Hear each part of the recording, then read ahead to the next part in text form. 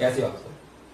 तो केमिस्ट्री जो सारी है वो केमिकल रिएक्शन से रिलेटेड है, और जो केमिकल रिएक्शंस होती हैं वो कुछ लॉज पे बेस होती हैं, एंड उन लॉज को बोला जाता है लॉज ऑफ केमिकल कॉम्बिनेशन।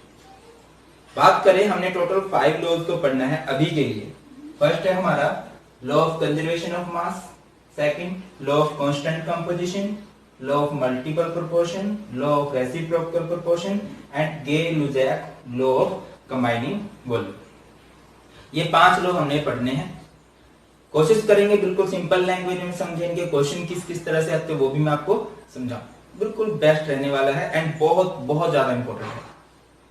पहला क्वेश्चन जो बन जाता है वो आपका ये बन जाता है कि लॉ ऑफ कंजर्वेशन ऑफ मास किसने दिया। आया हुआ है ये कॉम्पिटिटिव एग्जाम के अंदर क्वेश्चन। तो ये दिया था एंटोइने लावोइजर ने, एंड इन्हें फादर ऑफ केमिस्ट्री भी कहा जाता है। नेक्स्ट लॉ है लॉ ऑफ कांस्टेंट कंपोजिशन, ये दिया था जोसेफ एल प्राउस्ट ने। नेक्स्ट है हमारा लॉ ऑफ मल्टीपल प्रोपोर्शन, तो ये दिया था डाल्टन ने, जॉन डाल्टन। नेक्स्ट है लॉ ऑफ रेसिप्रोकल प्रोपोर्शन, तो ये दिया था रिश्टर ने। एंड लास्ट है गे-लुजैक लॉ ऑफ कंबाइनिंग वॉल्यूम, तो ये दिया था गे-लुजैक ने। तो ये 5 लॉज है। बात करते हैं हमारे फर्स्ट लॉ से start, law of conservation of mass से। कंजर्व वर्ड हमने सुना हुआ है, कंजर्व मींस संरक्षित रहना। इसका मतलब क्या है कि जो मास है वो संरक्षित है, वो फिक्स है, ना उसको हम कम कर सकते ना उसको हम ज्यादा कर सकते। जैसे एनर्जी का लॉ था, law of conservation of energy, energy can neither be created nor be destroyed, only can be converted from one form to another form. ऐसे ही कुछ है ये लॉ। क्या कहता है, according to this law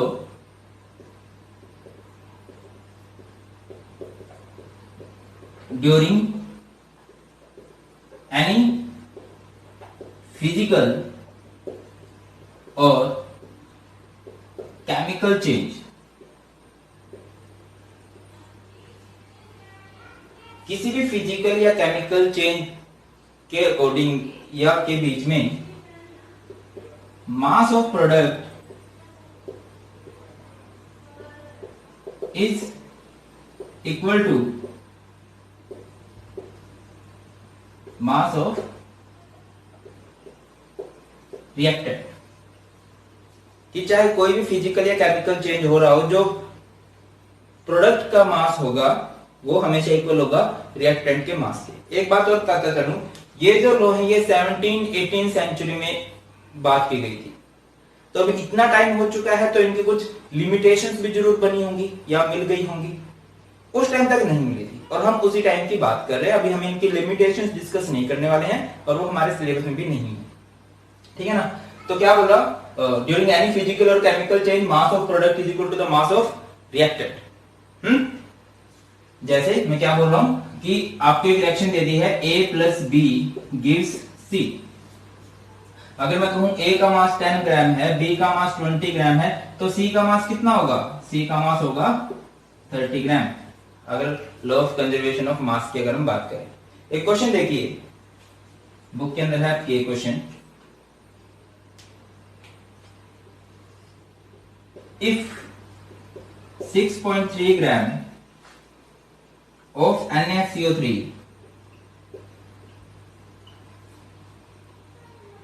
are added to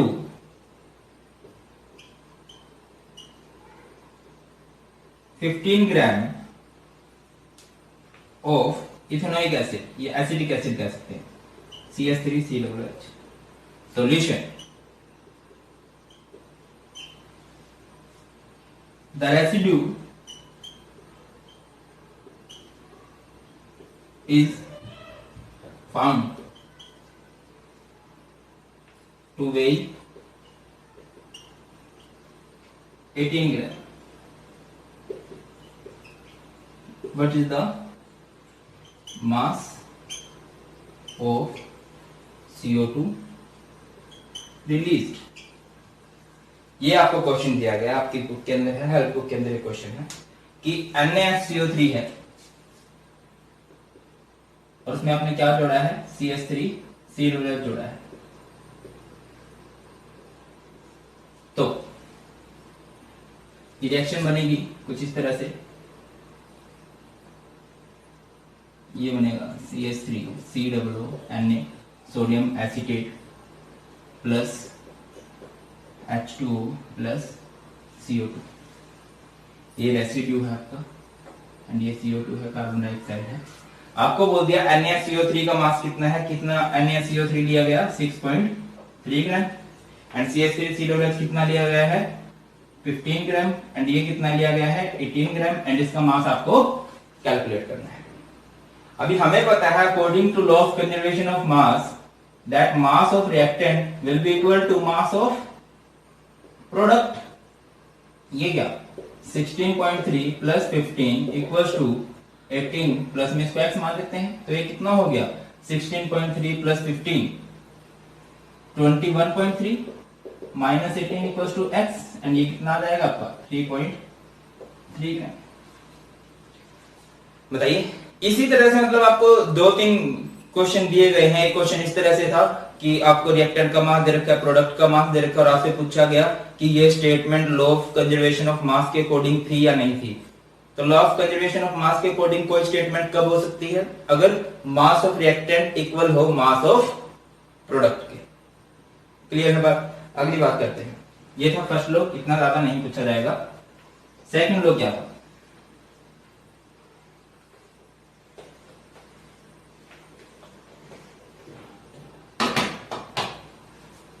second law है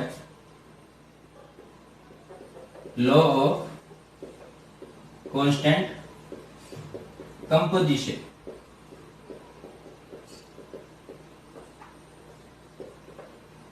इसे हम लोग लॉ ऑफ डेफिनेट प्रोपोर्शन भी बोल सकते हैं, लॉ ऑफ कांस्टेंट प्रोपोर्शन भी बोल सकते हैं एंड ये किसने दिया था J.L. प्राउस्ट ने ये लॉ दिया था। नाम से क्लियर हो रहा है कांस्टेंट कंपोजिशन की कंपोजिशन जो रहेगी वो कांस्टेंट रहेगी, वो फिक्स रहेगी। क्या कहना चाह रहे थे वो, इन अ प्योर केमिकल कंपाउंड या अ प्योर केमिकल कंपाउंड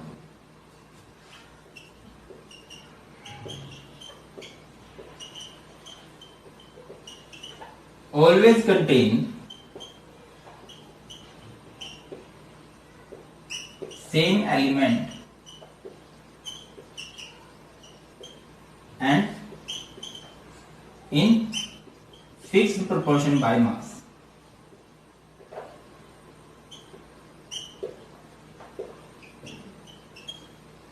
कि अगर कोई प्योर केमिकल कंपाउंड है तो उसमें हमेशा एलिमेंट सेम रहेंगे और उनका जो प्रोपोर्शन बाय मास रहेगा वो भी क्या रहेगा, फिक्स रहेगा। एग्जांपल लेके चलते हैं वाटर का। वाटर कंडीशन क्या है कि वाटर प्योर होना चाहिए। ये किसी भी कंट्री का हो, किसी भी सोर्स का हो, किसी भी कंट्री का हो, अमेरिका का हो, चाइना का हो, पाकिस्तान का हो, इंडिया का हो, सोर्स कुछ भी हो, आपने नदी से लिया है, बारिश का है, नलके का है, टूटी का है, किसी भी सोर्स का है, इसका फॉर्मूला हमेशा क्या रहेगा H2O। मतलब इसमें क्या मिलेगा, एक हाइड्रोजन मिलेगा और एक ऑक्सीजन मिलेगा। हाइड्रोजन एलिमेंट होगा एंड ऑक्सीजन एलिमेंट होगा। हाइड्रोजन का जो मास रहेगा वो रहेगा 2, ऑक्सीजन का जो मास रहेगा वो रहेगा 16, यानी कि यहां से इनका जो रेशियो बाय मास रहेगा वो 1:8 रहेगा। क्लियर होती है बात की नहीं होती है? यही था कि कोई भी प्योर केमिकल कंपाउंड है उसकी जो कंपोजिशन है जिससे वो मिलके बना है वो फिक्स रहेगी हमेशा। ये नहीं है कि अमेरिका वालों की जो टेक्नोलॉजी है वो बहुत एडवांस है तो वो कार्बन एंड ऑक्सीजन को मिला के वाटर बना दे, वो चीज पॉसिबल नहीं है। कांस्टेंट कंपोजिशन मतलब फिक्स रहेगी कंपोजिशन। बात करते हैं नेक्स्ट लॉ की। नेक्स्ट है हमारा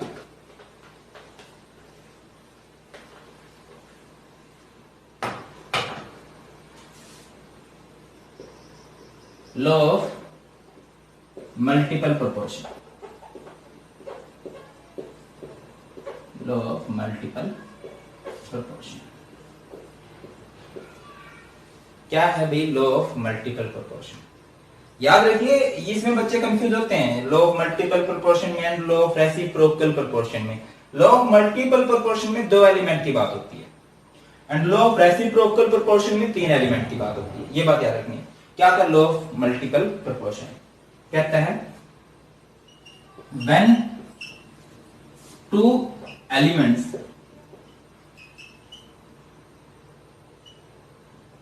combine together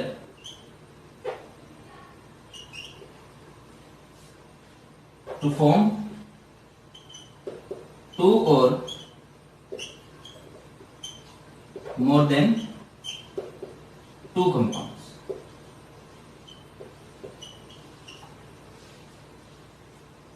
दो एलिमेंट जुड़े और उन्होंने जुड़ के दो या दो से ज्यादा कंपाउंड बनाए.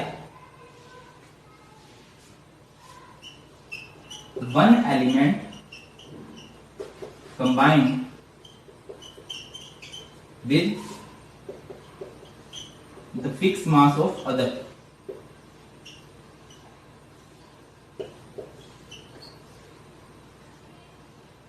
will do so in simple whole number ratio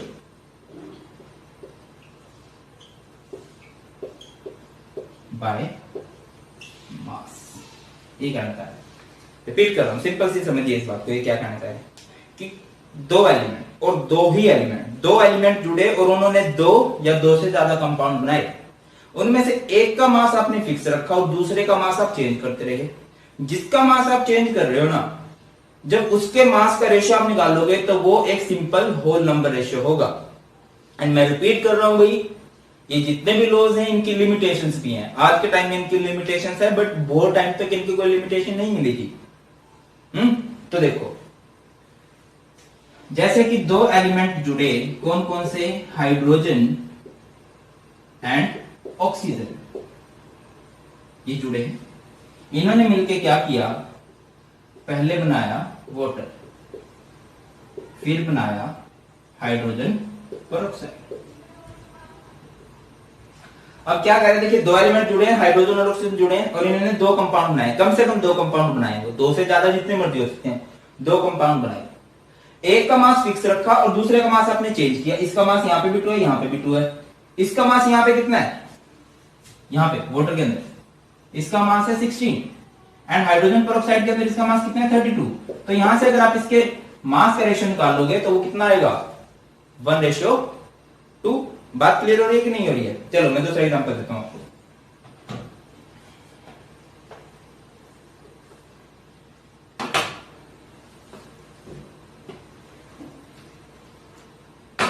nitrogen और ऑक्सीजन जुड़े, नाइट्रोजन और ऑक्सीजन जुड़े और उन्होंने कंपाउंड बनाए.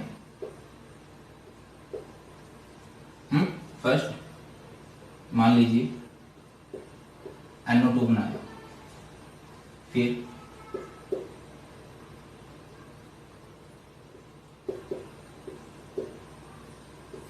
N2O, फिर N2O3, फिर N2O4, फिर N2O5. ऐसे इनकी ही बात कर लें कि नाइट्रोजन और ऑक्सीजन जुड़े और उन्होंने मिलकर ये कंपाउंड बनाए.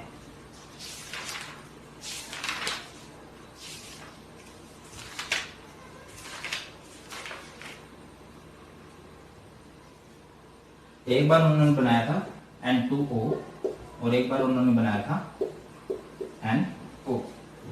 ये कंपाउंड बनाए हैं भाई, N2O, NO, N2O3, N2O4 and N2O5. अभी एक बात है दैट कि एक का मास हमें क्या रखना है? फिक्स रखना है. तो किसका मास फिक्स रख सकते हो आप? किसी का भी, जो आपका दिल करे. बट यहां से देखें तो नाइट्रोजन का मास फिक्स रखा जाता है, सिर्फ इस केस को छोड़ के. ये केस क्या किया जा सकता है? इसको 2 टाइम्स कर दें, नाइट्रोजन 2 हो जाएंगे, ऑक्सीजन भी 2 हो जाएंगे. नाइट्रोजन का मास कितना है यहाँ पे? इस केस में 28, 28, 28, 28 एंड 28. ऑक्सीजन का मास कितना है अभी यहाँ पे 16, यहाँ पे 32, 48, 64, 80. क्या बात थी? When two elements combine to form two or more compounds, when one element combined with fixed mass of other, that element will do so in fixed proportion by mass या simple whole number ratio by mass. ये बात थी.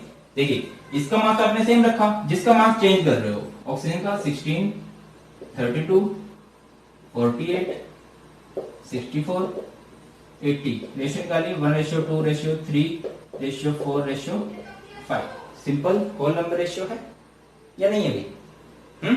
तो एक question देख लेते हैं law of multiple proportion से रिलेटेड क्या आया है। स्टेटमेंट है carbon is found to form two oxide, carbon दो ऑक्साइड बना रहा है which contain 42.9% and 27.3% carbon respectively. Show that these figures illustrate the law of multiple proportion.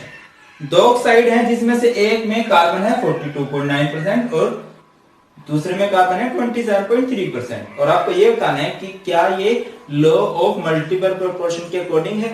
क्या था लॉ ऑफ मल्टीपल प्रोपोर्शन? दो एलिमेंट कंबाइन होंगे एक से ज्यादा कंपाउंड बनाने के लिए, एक का मास फिक्स रख के जिसका मास चेंज हो रहा है अगर उसके मास का आप रेशियो निकाल लोगे तो वो सिंपल होल नंबर रेशियो होगा। अभी देखिए आप इस केस में फर्स्ट ऑक्साइड के अंदर कार्बन कितना दिया 42.9%, ऑक्सीजन कितना होगा यहाँ पे?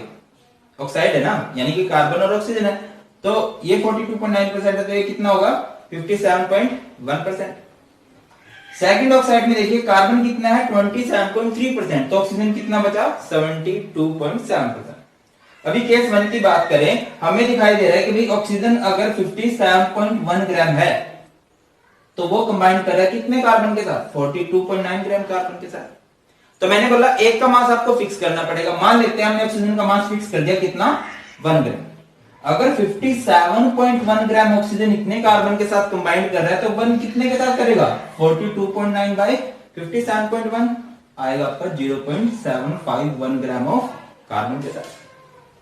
सेकंड केस की बात करें तो सेकंड केस से हमें क्या पता लगता है कि 72.7 ग्राम ऑक्सीजन कंबाइन करता है 27.3 ग्राम कार्बन के साथ।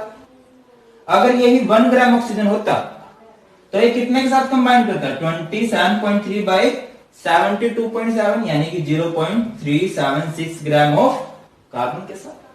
अब एक का मास आपने फिक्स कर दिया, जिसका मास आप चेंज कर रहे हो उसके मास का रेशियो निकाल लो, निकाल लीजिए 0.751 to 0.376 और ये आएगा 2:1 है कि नहीं सिंपल होल नंबर रेशियो में।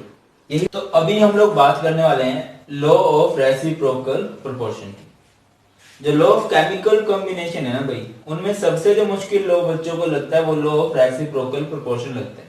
इवन इसकी डेफिनेशन ही कंफ्यूजिंग है बड़ी, एंड फिर उससे रिलेटेड एग्जांपल कंफ्यूजिंग है, और उससे रिलेटेड न्यूमेरिकल तो बहुत ही ज्यादा कंफ्यूजिंग है। मतलब सब कुछ कंफ्यूजिंग है, बट इस वीडियो के बाद आपको कुछ भी कंफ्यूजिंग नहीं लगना है।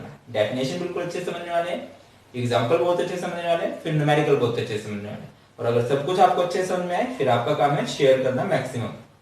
हाँ चलो स्टार्ट करते हैं। ये लॉ दिया किसने था? रिस्टर जी ने दिया था। कब दिया था? 1792 के अंदर। क्या बात बोल रही? When two different element, दो अलग अलग element combine separately with a fixed mass of a third element, the ratio in which they do so will be the same or some simple multiple of the ratio in which they combine with each other। क्या कहना चाह रहा है definition में? मैं आपको एक example समझाता हूँ। एक बात जो आपने याद रखनी है, जो लॉ ऑफ मल्टीपल प्रोपोर्शन है और जो लॉ ऑफ रेसिप्रोकल प्रोपोर्शन है, उसमें जो मेन डिफरेंस है वो ये है कि law of multiple proportion apply होता है दो एलिमेंट पे, एंड जो लॉ ऑफ रेसिप्रोकल प्रोपोर्शन है वो अप्लाई होता है तीन एलिमेंट पे। पहली बात ये डिफरेंस है, क्लियर? चलो तीन एलिमेंट की बात होगी इसमें। हमने बात की वो तीन एलिमेंट हैं carbon, oxygen and hydrogen. When two different element combine separately with a fixed mass of a third element। देखिए अभी ये इसके साथ कंबाइंड हो रहे हैं, इसके साथ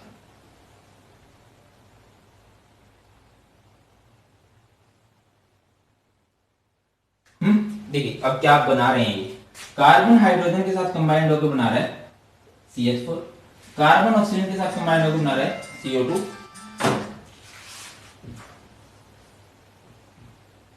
सॉरी हाइड्रोजन ऑक्सीजन के साथ कंबाइंड होकर बना रहा है H2O, एंड कार्बन इस ऑक्सीजन के साथ कंबाइंड होकर बना रहा है CO2। वो सॉरी यार आप लोगों को डिस्टर्ब कर दिया मोबाइल ने, मैं इसको लेके आया था क्योंकि जो न्यूमेरिकल्स होंगे ना उनकी कैलकुलेशन के लिए। अभी मेरा क्या है, कैलकुलेशन में थोड़ा सा हाथ ढीला है, वो वीडियो की लेंथ लंबी ना खींचे इसीलिए आपकी हेल्प के लिए लेके आया। अभी कैलकुलेटर अफोर्ड नहीं कर सकते, मम्मी का मोबाइल ही ले आया। चलो, कार्बन हाइड्रोजन के साथ जुड़ के क्या बना रहा है CH4, हाइड्रोजन ऑक्सीजन के साथ जुड़ के क्या बना रहा है H2, कार्बन ऑक्सीजन के साथ जुड़ के क्या बना रहा है CO2। अभी कार्बन हाइड्रोजन के साथ जुड़ा तो यहाँ पे रेशियो निकालते हैं कार्बन का और हाइड्रोजन का। क्या है, कार्बन का मास यहाँ पे 12 है, हाइड्रोजन का मास यहाँ पे 4 है। यहां से इनका रेशियो आएगा, कैंसिल करें तो आएगा 3:1, मीन्स 1 पार्ट हाइड्रोजन का एंड 3 पार्ट कार्बन के। 1 पार्ट हाइड्रोजन का है तो कार्बन के 3 पार्ट है। हाइड्रोजन के अगर 4 पार्ट है तो कार्बन के उसके 3 टाइम्स यानी कि 12 पार्ट्स हैं। ये बात क्या है। H2O में कैलकुलेट करते हैं, हाइड्रोजन का मास यहाँ पे 2 है, ऑक्सीजन का मास यहाँ पे 16 है। तो यहाँ पे आप रेशियो बाय मास निकालो, 1:8, यानी कि हाइड्रोजन का मास 1 है, हाइड्रोजन का पार्ट 1 है, ऑक्सीजन का मास कितना है 8। When two different element, दो अलग अलग एलिमेंट, और वो दो अलग अलग एलिमेंट कौन है, कार्बन और oxygen, combined separately with a fix mass of third element, ये अलग से कंबाइंड हो रहे हैं एक तीसरे एलिमेंट के साथ। इनके मास का रेशियो निकालो जिसमें ये इसके साथ कंबाइंड हो रहे हैं, इनके मास का रेशियो देखिए, ये किस मास में कंबाइंड हो रहे हैं, इसका 3 पार्ट इसके 1 पार्ट के साथ कंबाइंड हो रहा है, इसका 8 पार्ट इसके 1 पार्ट के साथ कंबाइंड हो रहा है। यानी कि कार्बन और ऑक्सीजन का जो रेशियो बाय मास है वो 3:8 है। हाइड्रोजन के साथ कंबाइन होने के लिए, एक पार्ट के साथ कंबाइन होने के लिए, इसका अगर मैं 1 ग्राम रखूं तो कार्बन के कितने पार्ट जुड़ेंगे, 3 पार्ट, ऑक्सीजन के कितने पार्ट जुड़ेंगे, 8 पार्ट, तो वहां से रेशियो है 3:8। अब क्या है कि ये जो रेशियो आया ना वो या तो सेम होगा या फिर सम सिंपल मल्टीपल रेशियो होगा जिसमें ये एक दूसरे के साथ जुड़ते हैं। कार्बन ऑक्सीजन के साथ जुड़ के क्या बना रहा है CO2। यहाँ पे कार्बन का मास कितना है 12 और ऑक्सीजन का कितना है 16 × 2 32। कैंसिल कीजिए, किसी पे कैंसिल हो रहे हो तो ये 4 3 12 4 8 32। और ये हमारा तुक्का फिट हो गया कि नहीं हो गया। क्या कह रहा था, जब दो अलग अलग एलिमेंट एक तीसरे एलिमेंट के साथ कंबाइन हो रहे हैं और उसका मास फिर रखना आपने फिक्स, हमने यहाँ पे रखा इसका मास 1, तो ये इसके साथ कितने कंबाइन कर रहे हैं, इसके 3 पार्ट कंबाइन कर रहे हैं, इसके 8 पार्ट, तो यहां से इनका रेशियो है 3:8 इसके साथ कंबाइन होने के लिए। अब क्या है कि वो जो रेशियो आया ना वो तो सेम होगा, या तो सेम होगा या फिर एक सिंपल मल्टीपल रेशियो होगा, सिंपल मल्टीपल होगा जिसमें वो एक दूसरे के साथ कंबाइन हो रहे हैं। कार्बन ऑक्सीजन के साथ जुड़के क्या बना रहे हैं CO2, उनका रेशियो बाय मास निकालो, वो कितना आएगा 3:8। नहीं, एक और एग्जांपल समझाता हूं। बेस्ट एग्जांपल यही है, अगर आपको स्कूल एग्जाम के अंदर डिफाइन करने को, डिफाइन करो, एग्जांपल दो बेस्ट, कुछ और समझना है, ये तो चलो सेम आ गया। अब ऐसा भी उस पर सेम ना भी आए, हो सकता है। दुनिया चमत्कारों से भरी पड़ी है, चमत्कार होते रहते हैं।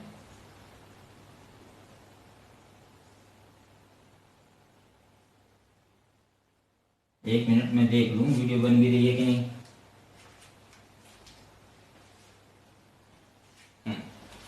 बन रही है, चलो ये इसके साथ जुड़ के बना रहा है यहाँ पे H2S, ये इसके साथ जुड़ के बना रहा है यहाँ पे, ये बना रहा है H2O। यहां से इनका रेशियो बाय मास निकालो इनका आपस में। यहाँ पे हाइड्रोजन के 2 पार्ट हैं, 2 मास है, ऑक्सीजन का कितना, सल्फर का कितना है 32, तो ये कितना बना, अगर इसका 1 पार्ट है तो सल्फर के 16 पार्ट है। यहां से निकालो H2O के लिए, ये 2, ऑक्सीजन कितना है यहाँ पे 16, यानी कि आया आपका 1:8, यानी कि हाइड्रोजन का 1 पार्ट है और ऑक्सीजन के कितने पार्ट हैं 8। क्लियर है बात, क्लियर है। तो क्या कह रहे हैं, दो अलग अलग एलिमेंट कंबाइन करें इसके साथ, यहां से इस रेशियो से हमें कुछ क्लियर ये हो रहा है, क्लियर ये हो रहा है कि भाई अगर हाइड्रोजन का 1 पार्ट है तो सल्फर के 16 पार्ट होंगे, अगर हाइड्रोजन का 1 पार्ट है तो ऑक्सीजन के 8 पार्ट होंगे। इनका आपस में रेशियो निकालो, जो इसके साथ कंबाइन होने के लिए है वो है 16:8, यानी 2:1। अभी सल्फर को ऑक्सीजन के साथ जुड़ के, सल्फर ऑक्सीजन के साथ जुड़ के SO2 बना सकता है, SO3 भी बना सकता है, SO2 बना रहा है। तो यहाँ पे इसका मास है 32, इसका मास है 32, ये कितना आया 1:1। क्या बात पता चल रही है भाई, आपस में कंबाइन होने के लिए इनका रेशियो क्या है मास का 1:1, और एक दूसरे एलिमेंट के साथ कंबाइन होने के लिए क्या है 2:1। ये सेम नहीं है, सेम नहीं है, बट एक दूसरे के एक सिंपल मल्टीपल ही तो है, 1:1 2:1, वो सिंपल मल्टीपल है। ये नहीं कि बहुत ज्यादा कुछ ही अलग चीज निकल के आ गई है, या तो वो सेम ही है, देखो जैसे यहाँ पे सेम थे, या फिर क्या होगा सिंपल मल्टीपल होगा। ये बात कहना चाह रहे थे। चलो एक न्यूमेरिकल समझते हैं, बहुत ज्यादा आपको क्लियर होगा।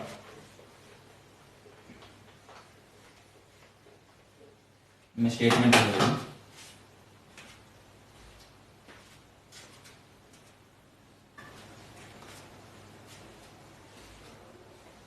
चलो एक न्यूमेरिकल देखते हैं, और क्या आपको सब कुछ क्लियरली विजिबल है, नहीं है तो मैं बता देता हूँ क्या लिखा मैंने। Water contain 88.90% oxygen and 11.10% of hydrogen. Ammonia contains 82.3% of nitrogen and 17.65% of hydrogen. And dinitrogen trioxide contains 63.15% oxygen and 36.85% of nitrogen. Show that these data illustrates law of reciprocal proportion.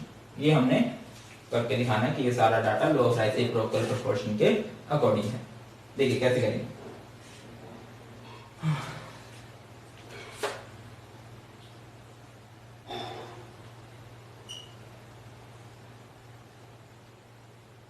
इन्हीं 2-3 एलिमेंट की बात हो रही है, hydrogen की, oxygen की, nitrogen की, घूम फिर के नहीं की बात हो रही है।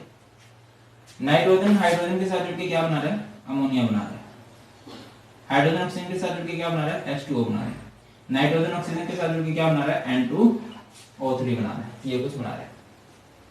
ठीक है, वही कुछ है, 2 एलिमेंट है कंबाइन कर रहे हैं एक फिक्स मास थर्ड एलिमेंट के साथ, इनका इसके साथ कंबाइन होने का जो रेशियो है वो सेम होगा इनके आपस में कंबाइन होने के रेशियो के, या फिर इसका सम सिंपल मल्टीपल होगा।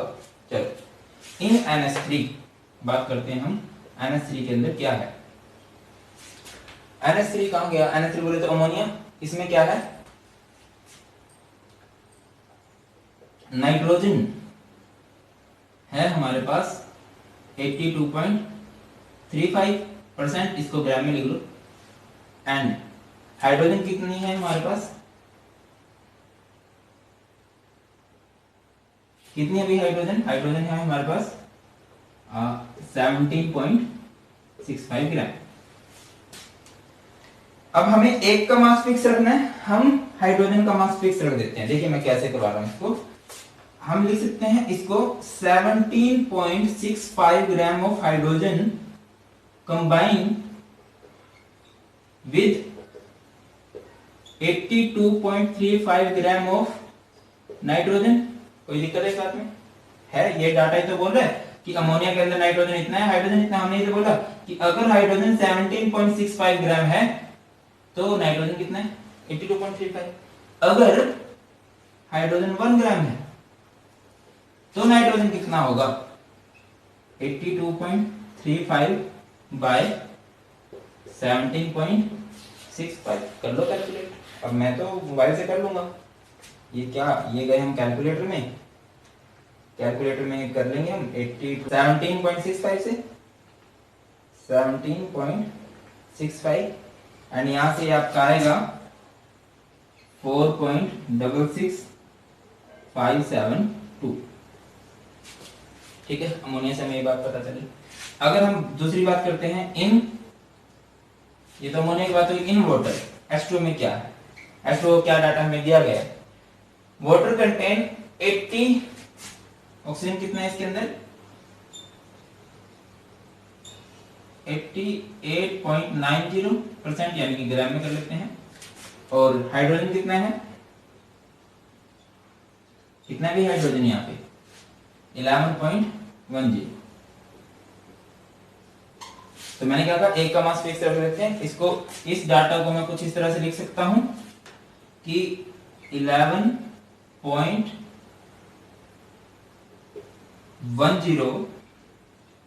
ग्राम ऑफ किसकी, हाइड्रोजन की कंबाइन कर रही है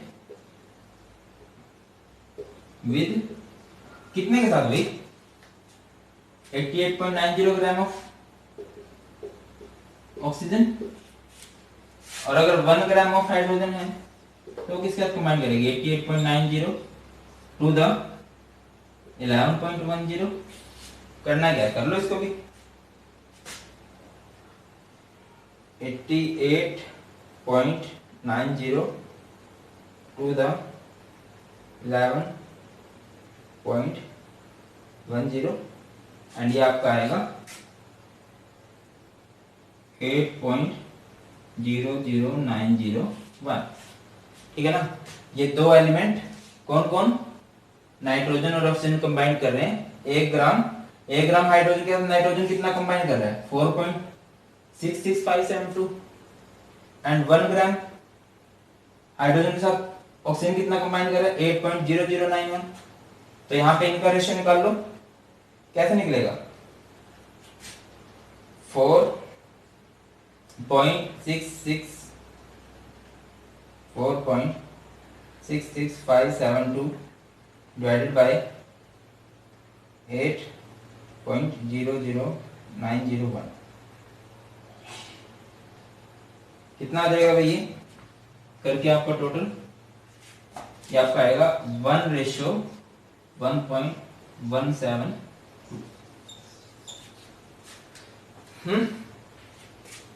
इनका इस फिक्स मास के साथ कंबाइन होने का रेशियो क्या है, 1:1.172। ठीक है, इसके साथ कंबाइन होने का रेशियो निकाल लिया। अब इनका आपस में कंबाइन होने का रेशियो निकालिए। नाइट्रोजन कितना दे रखा आपको, नाइट्रोजन है 63.15,